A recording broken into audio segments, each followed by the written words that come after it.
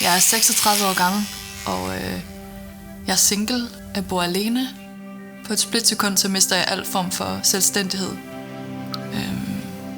Det var sådan en følelse af, at andre lever deres liv, og jeg er lige nu gået på pause.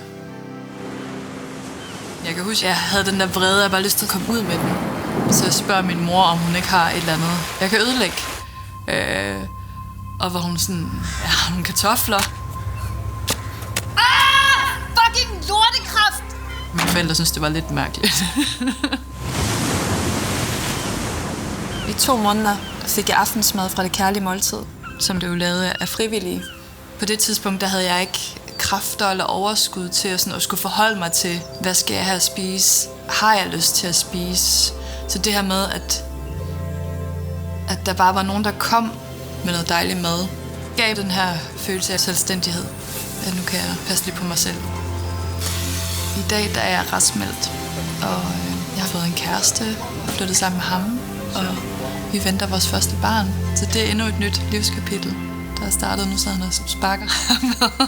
Er du forsikret her, er du også medlem af Tryghedsgruppen, som står bag Trygfonden.